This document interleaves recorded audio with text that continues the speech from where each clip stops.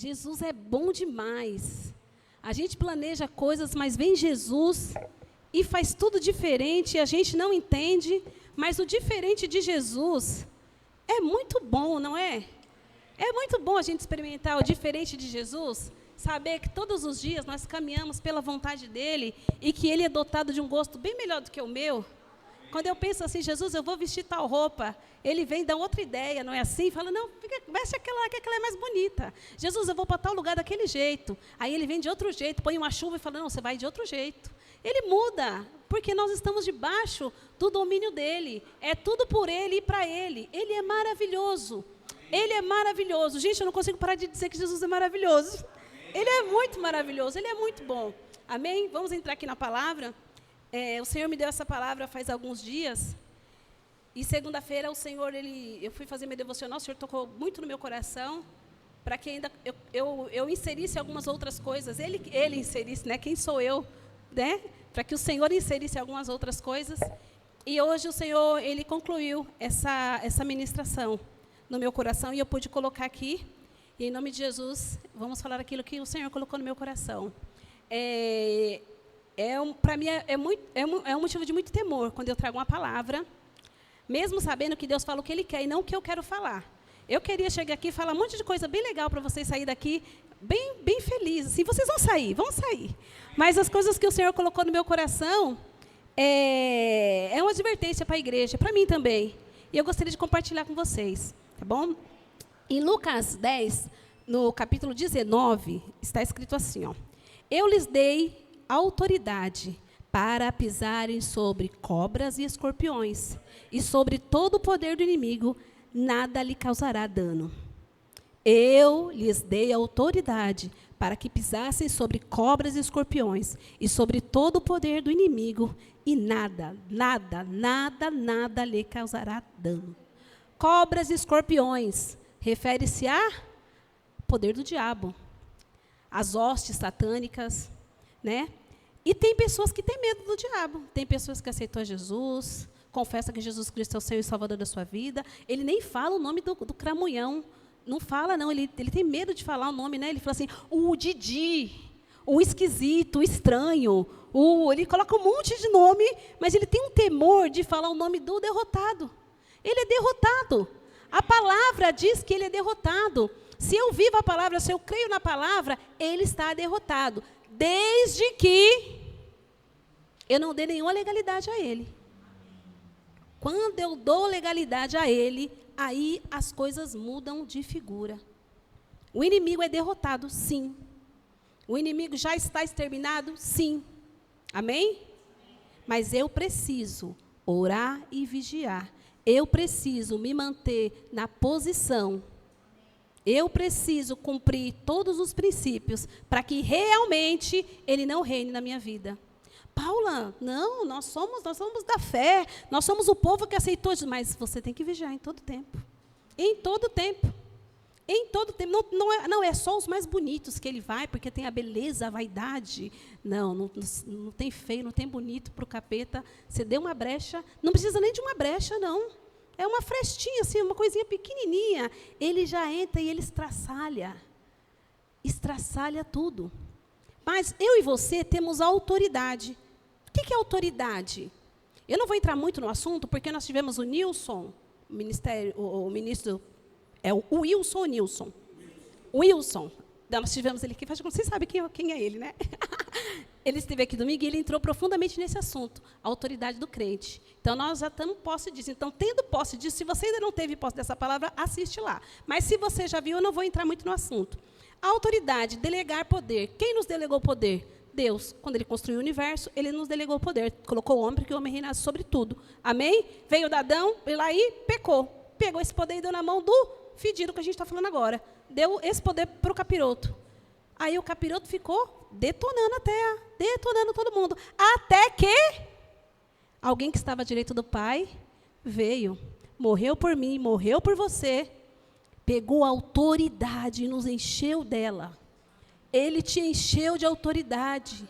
Ele me encheu de autoridade. Você está entendendo que o nome que é sobre todo nome te confiou uma autoridade, me confiou uma autoridade, nos deu poder de filho.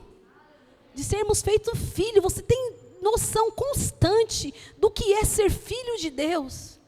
E de que todo momento você precisa orar e vigiar. Porque num abrir de uma boca sai um erro. É numa olhada nós erramos. E nós precisamos estar atentos em todo o tempo. Amém? Em todo o tempo. Porque Jesus Cristo, Ele morreu na cruz do Calvário. Jesus Cristo ressuscitou. Jesus Cristo levou sobre si as nossas dores. Levou sobre si as nossas dores. O castigo que nos traz a paz estava sobre ele. Então nós somos curados, nós somos sarados. Nós temos autoridade no nome de Jesus, que não é qualquer nome. Eu quero deixar isso bem frisado, para que você saia daqui sabendo que você tem essa autoridade. Mas se você descuidar, se você entristecer o Espírito Santo, você vai ter uma impressão de que essa autoridade se foi, que ela esvaziou-se pelos seus dedos, que ela se esvaiu e que você perdeu ela e que não tem mais jeito. Amém? Porque se nós nos atentarmos para essa autoridade que Ele nos deu em todo o tempo, nós sabemos que nós podemos errar. Podemos não, nós estamos sujeitos a um erro. Mas esse sangue, ele é constante, ele não é algo que para, porque eu dei um vacilo. Jesus Cristo continua sendo o Senhor e Salvador da minha vida. Ele continua sendo seu Pai em todo o tempo. Amém? No livro de 1 Samuel, no capítulo 14, versículo 23 em diante, diz assim: E aconteceu que um destacamento filisteu foi para o desfiladeiro de Micmas. Certo dia, Jonatã, filho de Saul, disse ao seu jovem escudeiro: Vamos ao destaque dos filisteus do outro lado. Ele, porém, não contou isso para seu pai. Por que Jonatas, eu chamo ele de Jonas, de Jonathan, na hora que eu estou ministrando, mas é Jonatas. Por que Jonatas não falou para o pai dele, Saul, que era um rei? Ele era um príncipe, mas ele não tinha um bom relacionamento com o pai dele?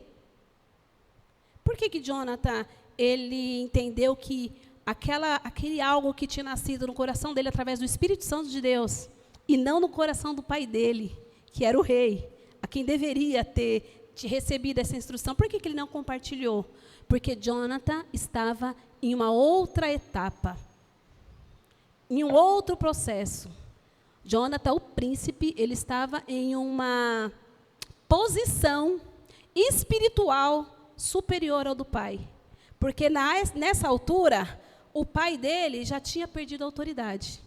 Nessa altura, Saul, ele já tinha sido destituído como rei. E o que acontece? Deixa eu entrar aqui na palavra. Vamos lá, 1 Samuel 13, do 1 em diante. Espera aí. Deixa eu pegar aqui. 13. Quando Saul, ele se posicionou em uma situação de que ele era o rei, ele não se via só como rei. Saul, ele passou a ter um orgulho. Ele passou a se sentir muito mais do que um rei. Amém? Ele passou a se sentir alguém que era um intercessor, alguém que podia fazer qualquer coisa e que nada iria se voltar contra ele. Os filisteus reuniram-se para lutar contra Israel. Aqui no versículo 13, no versículo 5. Os filisteus se reuniram para lutar contra Israel com 3.000 carros de guerra, 6.000 condutores de carros de guerra, tendo soldados quanto a areia da praia. Eles foram a Micmas, a leste de Bet-Aven, e lá acamparam. Quando os soldados de Israel viram que a situação era difícil e que seu exército deram-se em cavernas e buracos, entre as rochas e os poços e cisternas, alguns hebreus até atravessaram o Jordão para chegar à terra de Gade e de Gileade. O que aconteceu nessa situação? A palavra de Deus diz que Jonatas, ele estava tendo uma guerra. Jonatas foi até os filisteus e atacou, e matou alguns filisteus. E fugiu. Só que Jonatas, só para vocês entenderem o contexto, Israel era muito mais fraco do que os filisteus. Nessa época, os filisteus, eles tinham o poder das armas, do armamento. Então, o que aqueles filisteus faziam? Olha, eu vou dar o tanto de armas que eu quiser para você. Então, a Michela e o pastor Felipe vai ter essa arma, e a igreja não vai ter essas armas, vai ter outro tipo de armas muito inferior. E quando eles precisarem de armas, eles vão vir até nós e pedir. E se a gente quiser, nós vamos liberar isso. Então, era nesse contexto que o rei Saul vivia. Era num contexto de estar debaixo da autoridade dos filisteus. Não era simplesmente, a gente vê a história do rei Davi, a gente vê a história de que os filisteus foram lá e afrontou, mas existia muito mais, eles viviam como subjugados naquela época. Ele reinava, mas ele reinava conforme o que era dito para ele, pelos filisteus. E aí o que acontece? Aconteceu lá uma certa revolta por parte do rei Saul. Quando Jonatas atacou aos filisteus, ele se apoderou daquilo. E o que ele fez? Onde entra a mentira, o Senhor sai fora. Amém? Onde entra a arrogância, onde entra a mentira, o Senhor não faz parte. Não é mentirinha nem mentirona, onde tem orgulho, onde tem mentira, o Senhor não faz parte. No versículo 3 diz assim: Jonatas atacou o destacamento dos filisteus em Gibeá. E os filisteus foram informados disso. Então Saul mandou tocar a trombeta por todo o país, dizendo que os hebreus fiquem sabendo disso. E todo Israel ouviu a notícia de que Saul tinha atacado o destacamento dos filisteus, atraindo o ódio dos filisteus sobre Israel. Então os homens foram convocados para se reunirem por Saul em Gilgal. Quem atacou os filisteus? Jonatas. Mas quem tocou trombeta? Quem tomou posse disso? Quem foi que falou assim, olha, eu fui lá e a gente derrotou, detonamos, e sem sabedoria alguma, ele suscitou um ódio que ele não poderia dominar, que ele não tinha condição nenhuma, naquela época, de enfrentar. Por quê? Porque Saul tinha, nessa época, 600 soldados que estavam com eles. 600 soldados. E os soldados dos filisteus eram milhares e milhares de soldados. E por conta de uma mentira, de ele ter declarado uma mentira, com certeza o Espírito Santo saiu do negócio. Por quê? Porque quando há mentira, não há compromisso de Deus. Quando nós faltamos com a nossa palavra, não há compromisso de Deus. E existe parte do povo de Deus, filhos de Deus, que já se acostumou com exageros, de dizer exageros, de ter orgulho. Meu orgulho é um orgulho santo. Sabe, quando há irregularidade, quem havia atacado era Jonatas e não a Saul. Quando há uma irregularidade, o inimigo entra e ele faz arruaça.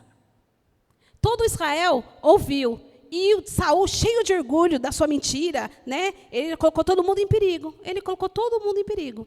Porque quando nós saímos da posição que o Senhor tem para as nossas vidas, nós colocamos pessoas em perigo. O que eu gostaria que você entendesse nessa noite, que quando você faz parte de uma igreja, você está somando com essa igreja. Porque foi o que Deus colocou no meu coração. Quando nós andamos errado e fazemos parte de uma igreja, esse erro respinga sobre a igreja. O Senhor tem um propósito para essa igreja. E o Senhor, Ele quer que nessa noite, nós colocamos um ponto final em toda mentira, em todo orgulho. O Senhor quer transparência. Transparência. Cristalidade. Sabe algo cristal? Ele deseja para as nossas vidas. Saul foi chamado por Deus para fazer justiça em Israel, em nome de Deus. Mas ele acabou incorrendo, no pecado do orgulho, no pecado da soberba. Em Provérbios 18:12 diz que a arrogância precede a destruição e a humildade precede a honra. Nós precisamos, amados, andar em honra. Não adianta nós falarmos assim, olha, não, eu sou humilde. Aqui quem é humilde nem fala que é humilde, né? Eu sou humilde. Eu sou uma pessoa humilde. Eu até lembrei daquele rapaz, não tem um. A humildade aqui, ela impera. Mas pisa aqui no pé da humilde que você vai ver se ela é humilde. Porque as pessoas pensam que de compartilhar, ter generosidade, falar baixinho, né, ser simpático, aceitar a opinião das outras pessoas, é questão de humildade. Não, isso aí é questão de obrigatoriedade. Você respeitar uma opinião contrária à sua é uma questão de ser obrigado. Se você é educado, o pastor me deu a opinião dele, então é educação. Isso não é humildade. Então, a gente confunde muito. Não, porque na hora que o fulano falou... Não, isso não é humildade, não. Isso é responsabilidade. Você carrega uma palavra. Humilde é nós honrarmos quando ninguém está vendo. Humildade é você fazer algo que só Deus vê você fazer. Só Deus sabe que você faz. Você não precisa tocar trombeta para ninguém. Você não precisa, porque Deus... Quem é o seu galardoador? Quem é o seu Senhor?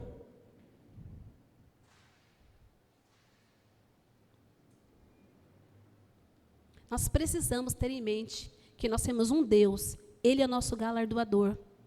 Ele tem um compromisso com a verdade. Ele tem um compromisso com a humildade. Porque Jesus caminhou nessa terra com humildade. Caminhou nessa terra com a verdade. Em Provérbios 6... 16 e 17 diz assim: há 6 coisas que o Senhor odeia, ou melhor, 7 coisas que Ele considera detestáveis. Coisas não são pessoas. Deus nunca vai odiar pessoas, nunca vai detestar pessoas, amém?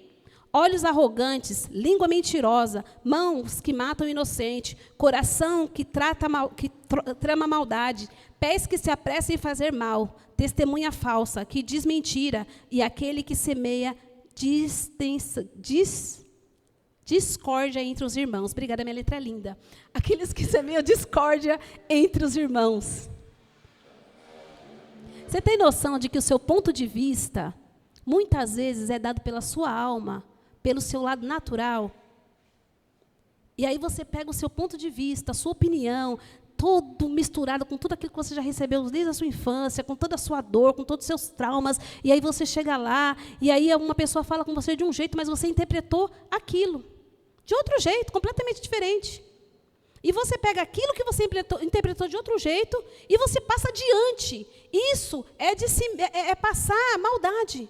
Isso é denegrir a igreja de Cristo. Quando falamos do nosso irmão, filho de Deus, falamos de Cristo. Amém? Quando falamos dos filhos de Deus, falamos de Cristo. Você tem Cristo em você? Quando eu falo da Michela, eu falo de Cristo. Se eu não falo, se não vai ser algo que vai edificar a vida da Michela, que eu não vou falar para ela, e eu vou falar para outra pessoa que não tem nada a ver com o assunto. Irmãos, eu sei que parece que é uma palavra assim, afrontosa. Não, o Senhor, Ele é muito misericordioso, Ele é muito bom, e Deus sabe como eu estou aqui trazendo essa palavra. Mas nós devemos isso a Cristo. Andar em sinceridade, uns com os outros. Não projetar no nosso irmão que ele é um satanás. Não projetar no nosso irmão que ele te trata mal. Não projetar no que o meu irmão é uma pedra de tropeço. Não. Quando nós estamos aqui, olha, juntos, unidos, há uma unção coletiva tão maravilhosa, tão tremenda, mas não posso cruzar essa porta e deixar essa unção aqui. E aí, quando eu chegar ali fora, tudo mudar. Mas você viu a forma como o Douglas me olhou? Mas você viu a forma? O Senhor quer acabar com isso nessa noite. Em nome de Jesus. Em nome de Jesus. Você tem um coração puro. Amém? Por quê? Porque Jesus conquistou na cruz do Calvário um coração puro. Quem age dessa forma, amados, não conhece a Deus. Saul não conhecia a Deus. Saul, ele trabalhava por motivação própria. Saul se empolgava em fazer para ele. Se você ler o livro de 1 Samuel, você vê que Saul trabalhava para ele. Ele foi escolhido por Deus, pelo povo, por Deus, com 30 anos. E ele era um homem mais bonito. A palavra de Deus diz que não tinha homem bonito como Saul. Imagina, levantado como rei. E você vê, durante toda a trajetória de Davi, que você não vê uma intimidade de Saul, desculpe, com Deus. Você não vê um quebrantamento de Saul em momento algum. Ele diz assim, olha, ele tem um coração quebrantado. Ele não se importava em conhecer a Deus. Nós estamos aqui. Quanto tempo você está aqui nessa igreja? Quanto tempo você faz parte desse ministério? Responde aí na sua mente. Você não pode ser um simpatizante de Deus. Você precisa ter sede em conhecer a Deus. E você não pode só, amados, depender da palavra que sai desse altar, que é maravilhosa. Mas elas são diretrizes para que você mergulhe, para que você tenha mais conhecimento. Nós cansamos de ouvir os meninos daqui da casa falar, olha, veja a mensagem quando chegar em casa, assista, para o seu crescimento. Mas muitas vezes você se ofende, sai daqui, sabe, todo cheio de rótulos. Sai muitas vezes com pensamentos piores do que você entrou. E não é isso que o Senhor deseja. O Senhor quer que você seja esperto. Você não precisa mais do leite, lembra? Você não precisa mais estar tomando leite. Você já tem em Cristo a capacidade de comer o sólido. Sabe? De se blindar das maldades, das más conversações que corrompem os bons costumes. Você foi chamado para isso. Você não é vítima, você não é vilão. Você é exemplo. Você é exemplo para outras pessoas que estão chegando. Eu e você precisamos, nessa obra, ser exemplo. Exemplo de fé, de persistência, de coragem, de ousadia, de autoridade. É para isso que o Senhor nos chamou. O Senhor não chamou eu e você aqui para estar olhando para ninguém.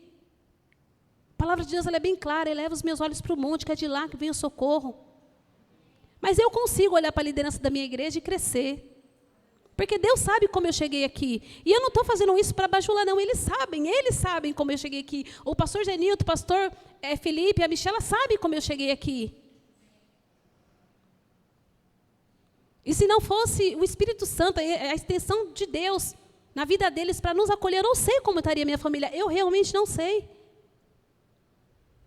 E nós precisamos, amados, trazer na nossa memória, sabe, com gratidão, tudo que foi feito por mim e por você. Tudo que foi feito por nós. O pastor não pode vir aqui se rasgar e implorar para você fazer. Mas você pode ouvir a voz do Espírito Santo através da vida do pastor e dar ouvido. Porque o tempo passa. O tempo ruge. O Senhor confiou a nós essa obra. O Senhor não confiou somente a Michela e o pastor Felipe, Ele confiou a nós. Nós não podemos nos posicionar como Saul. Eu não posso ser um simpatizante dessa igreja. Eu gosto, quando eu estou lá, é tão legal, eles cantam, sabe, eu levanto a mão, e é tão bom, assim, sinto uma coisa legal, vou para casa. Mas a responsabilidade é minha e é sua, de interceder, de pegar junto, em todos os aspectos. Sabe, eu não posso me motivar só quando tem um almoço, só quando é culto de casais. Não, eu não posso. O Senhor conta com constância. O Senhor quer constância minha e sua. O Senhor quer uma consciência plena, que você tenha uma consciência plena do porquê você foi chamado. E tem muitos, me perdoe, mas eu vou falar, tem muitos que não têm essa consciência ainda, que ouve a palavra e está entrando por um ouvido e saindo por outro. O Senhor nos chamou para seriedade. O Senhor nos chamou para viver uma vida santa. Se eu tiver uma vida santa, eu vou me impactar positivamente naquilo que Deus tem para esse lugar. Mas se eu levar na brincadeira, se eu não tiver seriedade, se eu fizer um serviço meia boca, vamos colocar assim, eu vou prejudicar. Porque o que o Senhor espera de mim e de você é o excelente. É que você se posicione.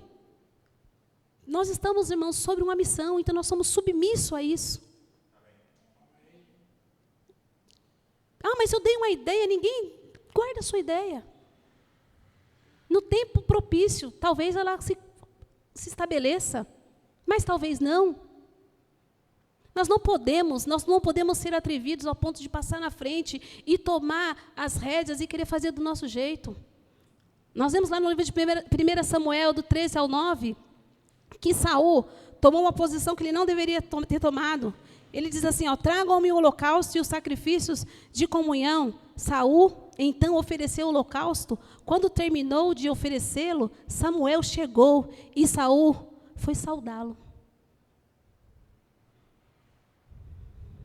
Tem uma expressão que o mundo fala assim, cada macaco no seu galho. Vocês já ouviram essa expressão? Acho que todo mundo aqui já ouviu. O Senhor nos delega autoridade, nos delega poder, o Senhor nos delega ousadia, intrepidez, tudo. Mas Ele delega autoridade sobre as nossas vidas. Eu e você não podemos calçar um sapato que não nos cabe.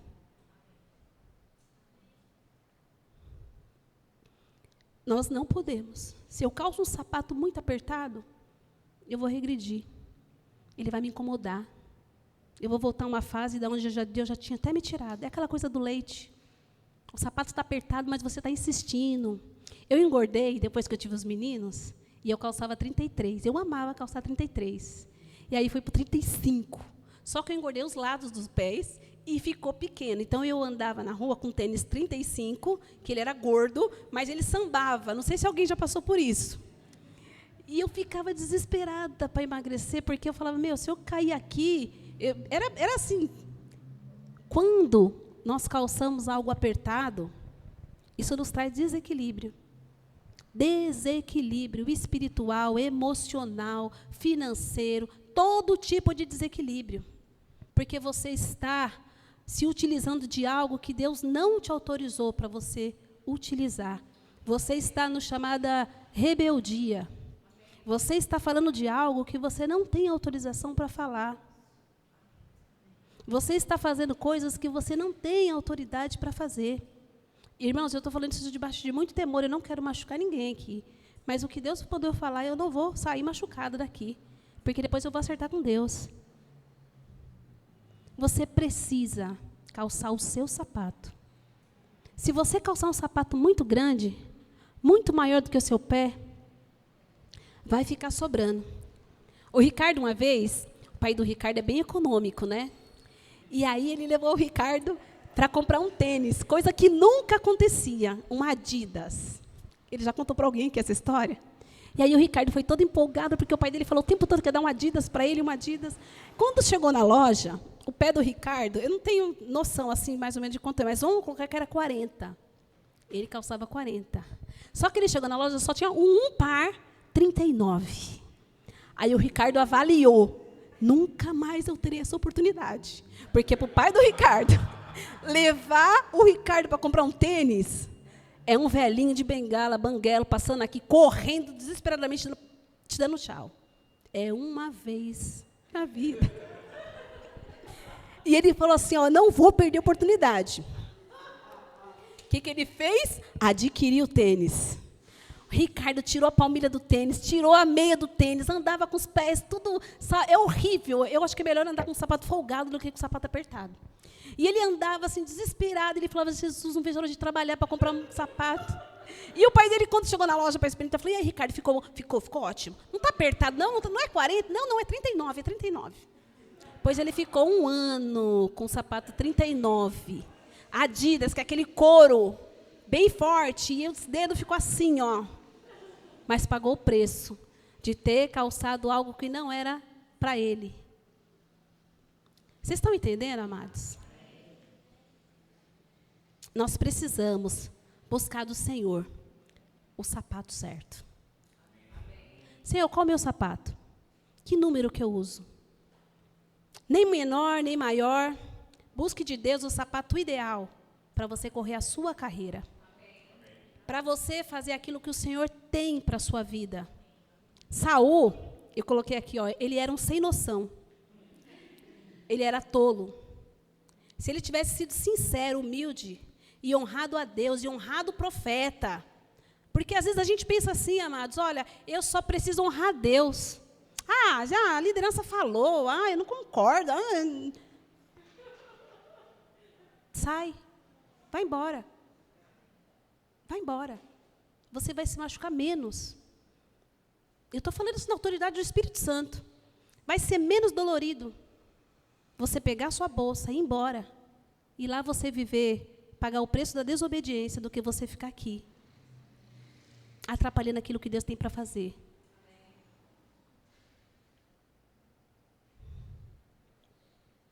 Nós não podemos perder o propósito daquilo que nós somos chamados. Não existe um paralelo. Eu não posso falar assim, olha, eu já fiz teologia, eu fiz isso, eu tenho não sei quanto tempo de igreja, eu vou ali para ajudar, para colaborar.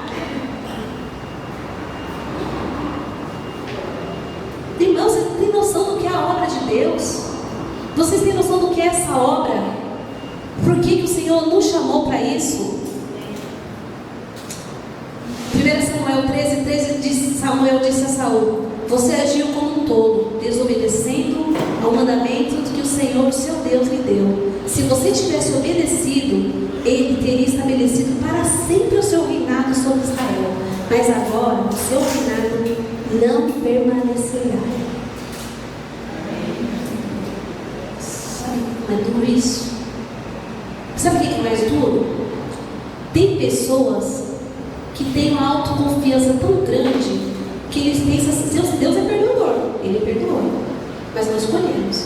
Mas ele tem uma autoconfiança tão grande que ele fala assim: eu vou fazer essa pataquada aqui, eu vou fazer isso aqui, não vai dar em nada. Você não é um megalomaníaco, você não é um inconsequente. Você precisa medir as consequências. Porque as nossas palavras, elas ecoam. Ela tem um fim proveitoso ou destrutivo. Tudo que eu falo tem um peso. Da forma como eu vejo meu irmão, tem um peso. Amados, quando eu cheguei na igreja, eu não gostava da Rábia. Não gostava da Rábia. Ela sabe disso. E eu chegava em casa, mulher chata. Eu tinha um monte de opinião sobre ela. Mas eu falei para Deus: Senhor, põe amor no meu coração por ela. Senhor, não faz sentido eu estar ali não amar ela. Em nome de Jesus. E eu já contei isso para ela, por isso que eu estou contando aqui. Ela sabe. E o Senhor fez nascer um amor no meu coração. Ela sabe quanto eu amo ela sabe quanto eu amo. E eu sei que é o amor que nasceu no coração de Deus. Então, se nós não gostamos de alguém, nós precisamos nos esforçar. A palavra de Deus diz assim: se possível, seguir em paz com meia dúzia? Com quase todos? Com todos. É lógico que a gente vai reposicionar pessoas, é lógico que a gente vai amar mais uns e vai talvez dar até a vida por eles, e tem outros que a gente não tem muito esforço. Tem afinidade. Não adianta, gente, não é verdade? Tem uns que a gente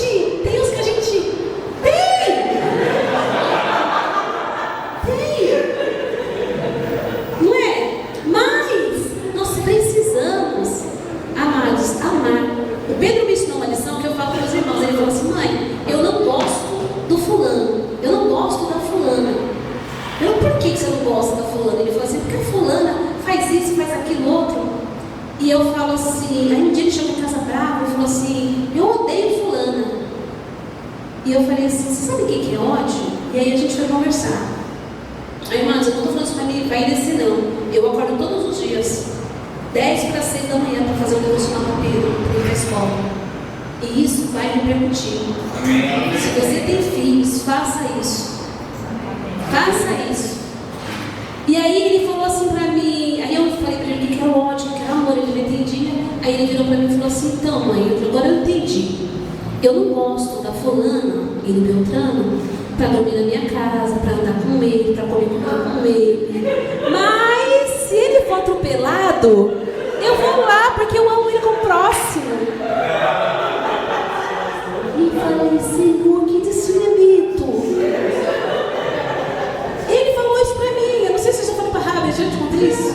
E eu falei: Jesus, nem eu tinha visto dessa forma. Porque o Pedro, ele não tem filtro, né? O Pedro, ele é assim, né? E aí eu falei assim: Jesus, eu vou pegar essa dica pro Pedro. Né? Deus é bom o tempo todo. Irmãos, Saul foi rejeitado. Saul ficou depressivo. Nossa, Saul chorou. Saul ficou desesperado. Vamos ver aqui, ó. Capítulo 14, versículo 2.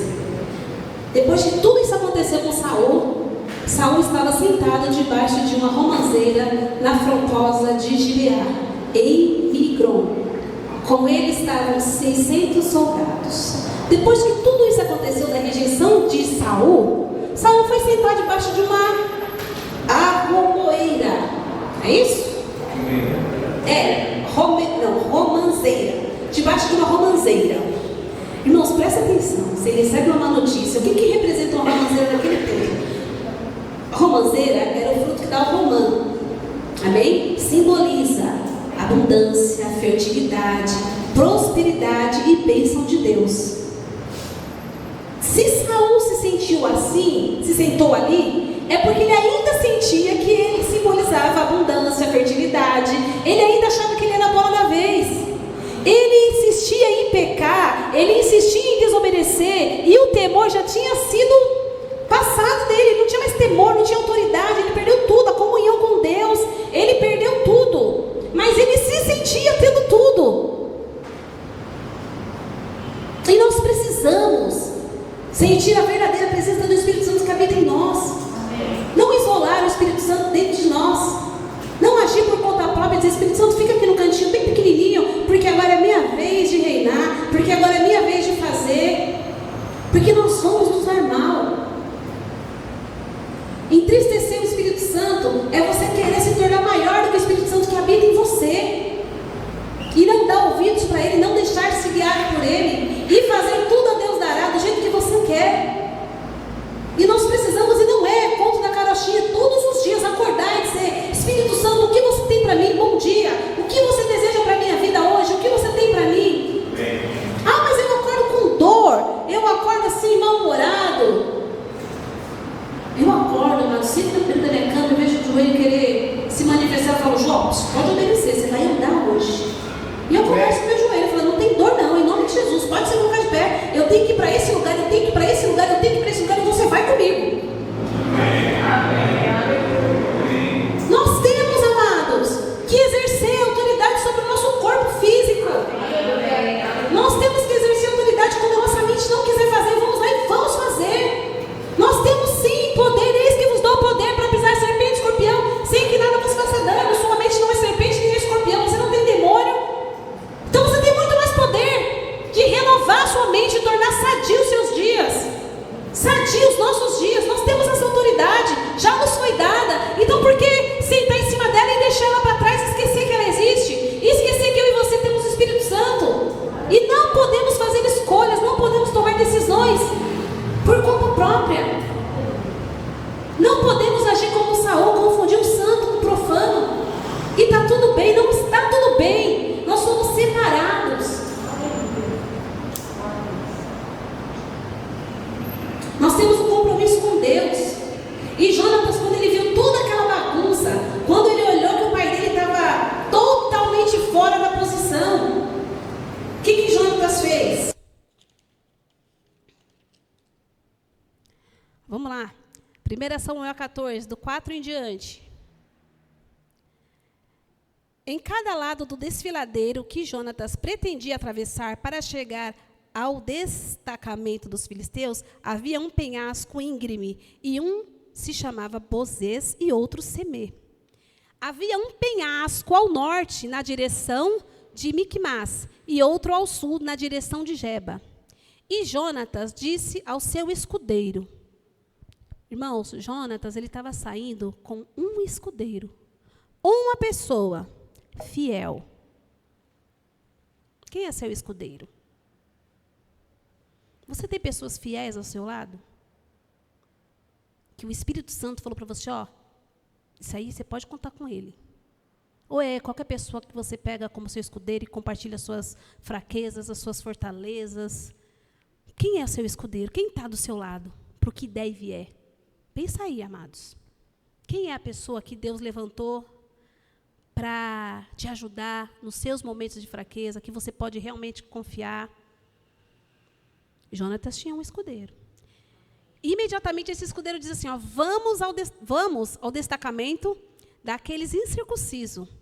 Jonatas fala: talvez o Senhor haja em nosso favor, pois nada pode impedir o Senhor de salvar, seja com muitos ou com pouco.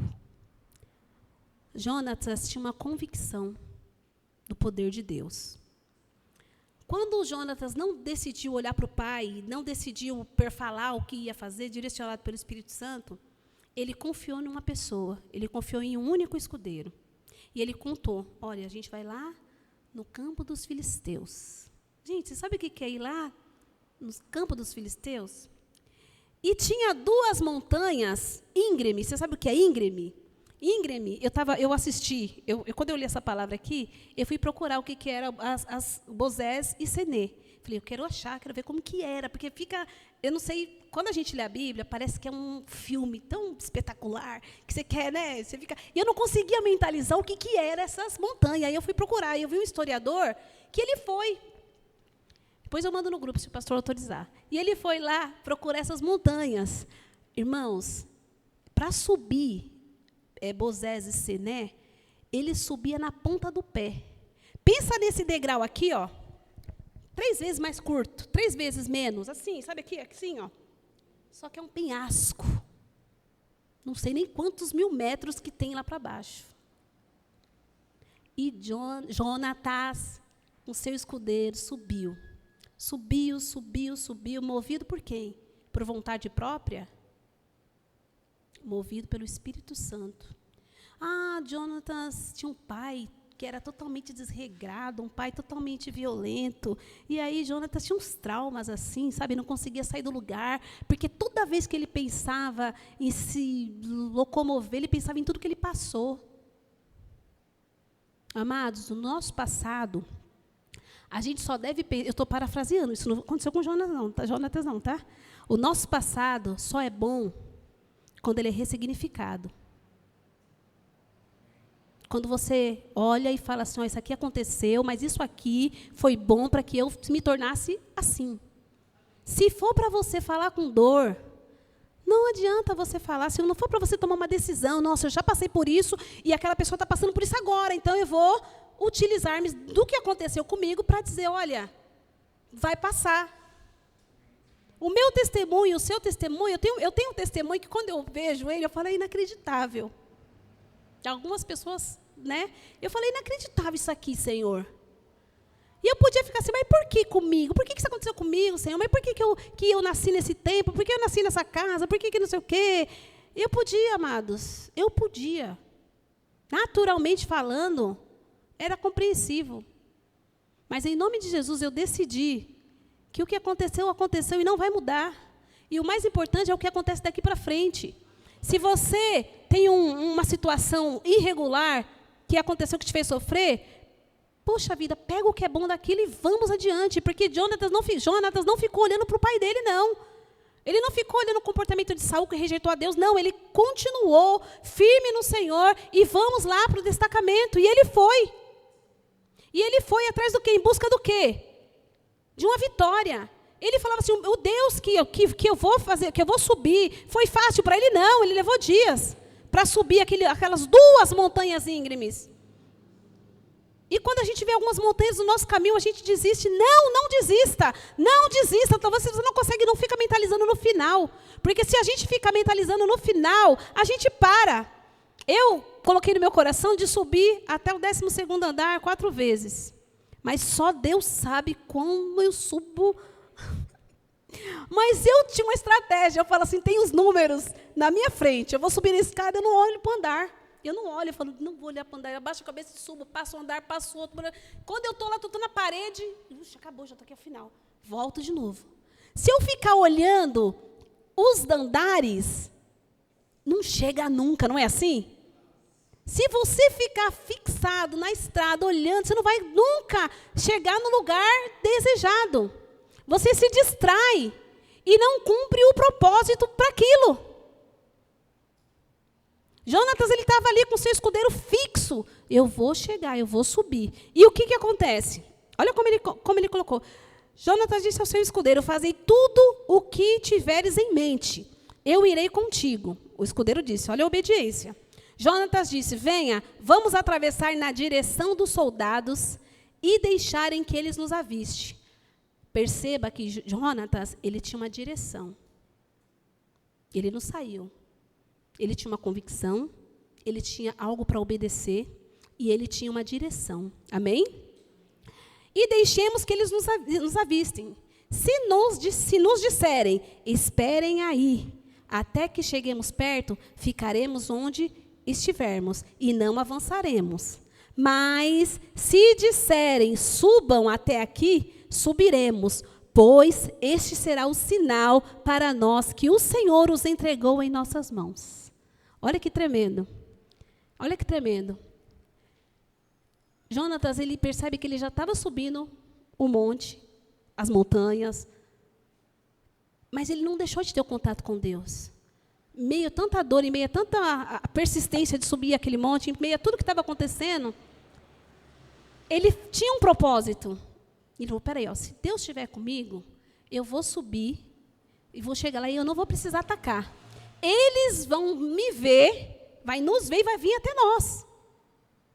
Eles tinham uma estratégia, eles tinham um projeto, eles tinham um plano. Qual o seu projeto? O que você tem planejado? Quando chega o final de ano, a gente vê que as empresas elas fecham para fazer um balanço, que chama? E aí elas vê quanto entrou, quanto saiu, se programa para o próximo ano. E a gente está falando aqui desde o começo. Eu falo a gente porque a gente é um povo só. Desde o começo do ano acerca de planejamento.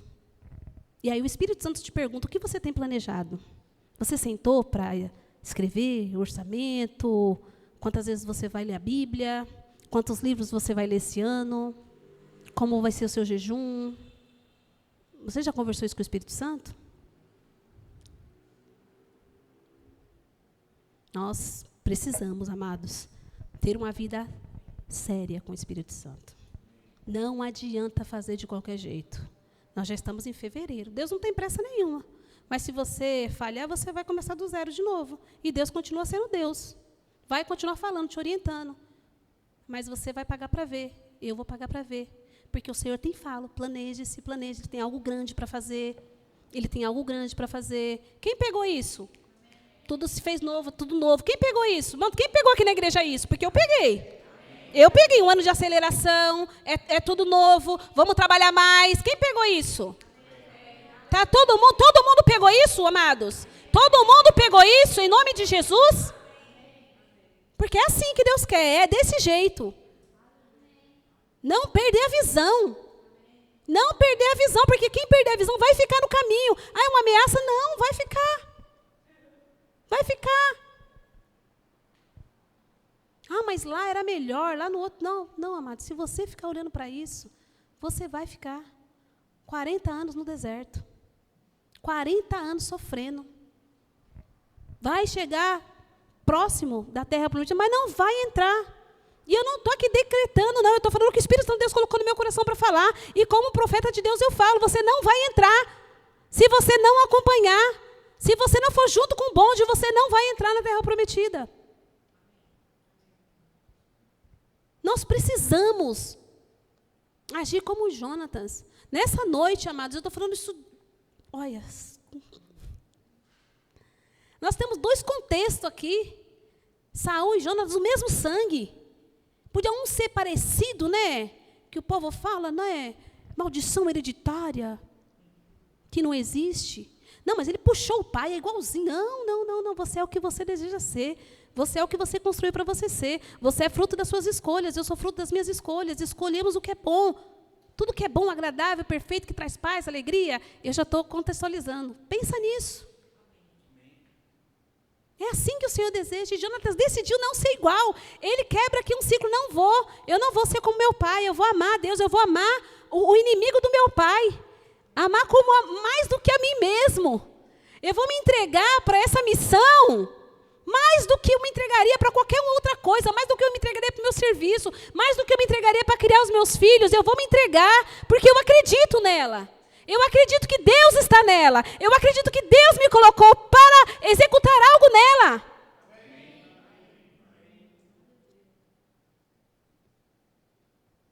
Aí talvez você fale assim, mas eu nem sou importante, para que se eu sair? Não vai fazer diferença? Para você vai fazer diferença. Talvez a gente sinta, se um membro, porque todos nós somos importantes, somos corpos assim bem ajustados, totalmente ligados, unidos, vivendo em amor, uma família, sem qualquer falsidade, vivendo a verdade do Senhor. A verdade do Senhor, para mim e para a sua vida, é honrar, é amar. É viver um compromisso verdadeiro. Em nome de Jesus, eu gostaria que você fizesse uma análise no seu coração, você com Deus. Em que contexto você se encontra nessa obra? Você se encontra no contexto de Saul ou no contexto de Jonatas? Jonatas, ele deu seguimento, e a palavra de Deus diz lá no capítulo 14, versículo 13, Jonatas escalou o desfiladeiro, usando as mãos e os pés, e o escudeiro foi logo atrás. Jonatas os derrubava, e o seu escudeiro, logo atrás dele, os matava. Naquele primeiro ataque, Jonatas e seu escudeiro mataram cerca de 20 homens numa pequena área de terra. Eles foram na força do Senhor, na força do Espírito Santo. Eles foram movidos pelo Espírito Santo. E ali eles conquistaram, mataram 20 homens. Ah, mas é pouco. Talvez você olhe e fale, mas é tão pouco. Tem um sonho tão grande, né? Nossa, é tanta coisa que eles falam. Tem uma história na Bíblia que o povo de Samaria estava cercado, subjugado. Vários dias, passando fome, não entrava e não saía comida. E Deus usou o profeta Elias ou Eliseu, eu não lembro agora, e falou assim, olha, amanhã, por volta desse horário, vamos ter abundância, vamos ter abundância. E existia um porteiro naquele reinado. E ele disse assim, olha, nem que abrisse janela do céu, nem que abrisse uma janela no céu, haverá provisão amanhã nesse horário. E o profeta, com toda a autoridade, disse para ele assim, olha, você verá, mas não participará. Jesus, olha, Senhor. E o que aconteceu? O que aconteceu? A abundância chegou, ele estava na porta, o povo esfomeado, derrubou a porta, passou por cima dele. Meu Deus, não deixa ninguém passar por cima de você. Em nome de Jesus. Irmãos, eu não estou aqui para trazer constrangimento, não. Em nome de Jesus. Mas é para você ter a consciência de que os olhos do Senhor vê tudo. Para você ter consciência de que o Senhor te ama, você é importante. Mas se você não quiser fazer, Ele não vai obrigar você a fazer. E eu estou falando isso com temor. Porque um dia, diante de Deus, eu fiz uma crítica da minha liderança para Deus. E eu falei, Senhor, olha, isso aqui eu não gosto. Sabe o que o Espírito Santo bradou dentro de mim? Em nome de Jesus.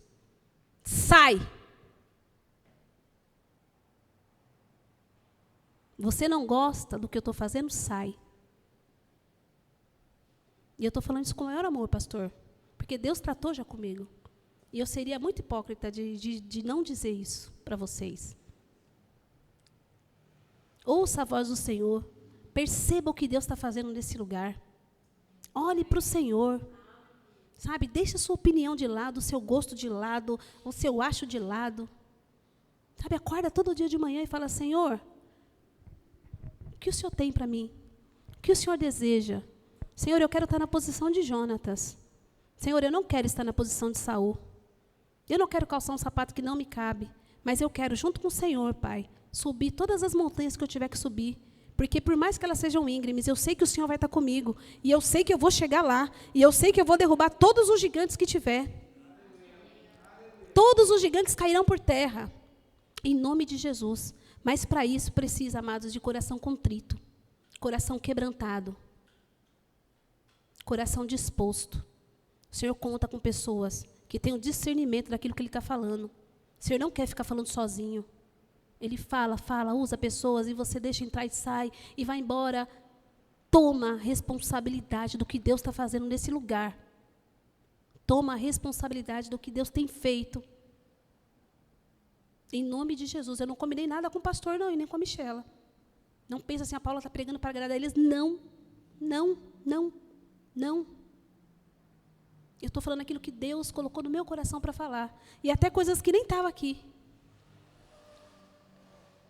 Seja a luz, seja a bênção, ande na direção, tenha estratégia, tenha coragem, tenha autoridade, tenha convicção.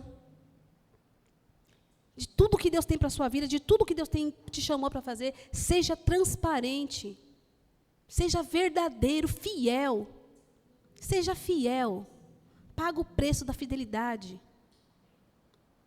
É muito complicado quando alguém vem falar de alguém para mim, e eu falo assim, olha, fulano não está aqui. Não é justo você falar dele, ele não vai se defender. Mas eu já falei, muitos anos atrás, glória a Deus por isso, eu achava normal. Eu achava normal sentar e falar de alguém. Não é normal, não é verdadeiro, não soa bem para o Espírito Santo. Entristece o Espírito Santo.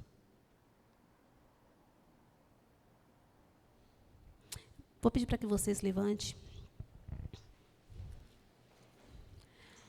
Em Romanos 8:35,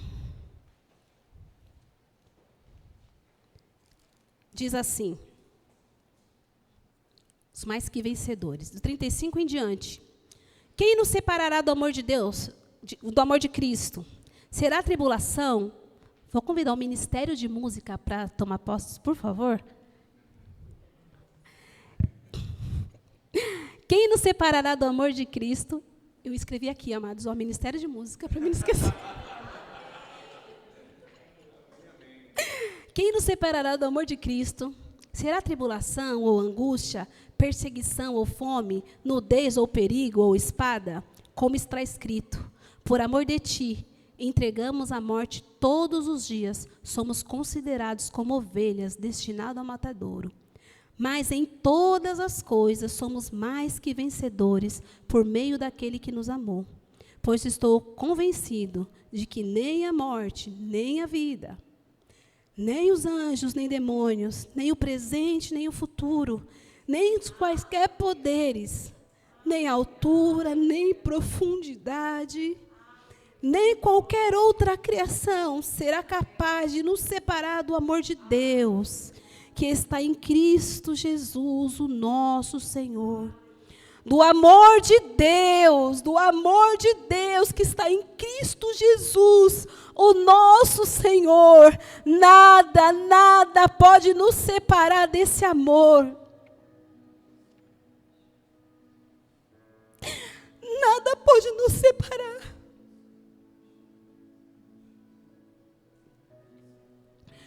Se esforce, irmão, se esforce para ter uma vida de santidade, porque Ele nos ajuda. O Espírito Santo está em nós, habita em nós, sobre nós, abre os caminhos onde nós passamos. Onde quer que nós caminhamos, Ele está conosco. Olha que maravilha, o Ricardo está lá no sul, e lá ele está sob a cobertura do Espírito Santo. Lá tem uma porção de anjos guardando ele. Nós estamos aqui, sobre a cobertura do Espírito Santo, e tem uma porção de anjos nos guardando. Deus é fiel. Fiel a você, fiel a mim. É uma característica de Deus. E nós devemos ter a característica do nosso Deus. Mesmo que doa, seja fiel, seja verdadeiro. Mesmo que traga inimizades, não se assente em rodas, não se sente em mesa que Deus já te tirou. Não faça isso. Não queira reabrir círculos que o Senhor já fechou. Isso é desobediência. Ande sob a presença de Deus. Não se faça de distraído, pensando assim, isso aqui Deus não está vendo. Isso aqui não. Existe algo chamado juízo. Existe algo chamado a lei da semeadura. E ela vem. Semeie com temor. Semeie com amor. E a palavra que o Espírito Santo grita no meu coração, amados, é fidelidade. Seja fiel. Seja fiel à liderança dessa igreja. Seja fiel. Eu tenho algumas reservas, eu tenho alguns... Senta com eles. Seja fiel, porque não vai mudar. Eles vão ficar aqui, até que o Senhor cumpra tudo que o Senhor tem para fazer. E assim como o Zagalo, vocês vão ter que engolir. Vocês vão ter que engolir. Então começa, amados, já pedir. Senhor, que eu fale a mesma língua que a minha liderança. Senhor, que eu procure estar mais próximo. Senhor, que eu faça o meu papel. Que eu faça o meu papel do soldado, do posto onde o Senhor deseja que eu esteja. Que eu calce o sapato que me caiba. Que eu esteja no lugar determinado pelo Senhor. Senhor, faz o meu pastor me ver. Faz a ministra me ver. Senhor, eu quero contribuir, não sei como, revela para eles. Senhor, eu não tenho força para falar, para fazer, levanta alguém aqui no nosso meio para também me ajudar. Amados, Deus só está esperando que você faça a sua parte, porque Ele já tem feito a dele. Essa obra não pode ficar embargada, essa obra não pode ficar parada. O que Deus tem para fazer aqui, amados, é grande. Você faz parte disso. Então procura, amados, em nome de Jesus, com maior temor, se consertar onde você está falhando. Procura se corrigir onde você precisa ser corrigido.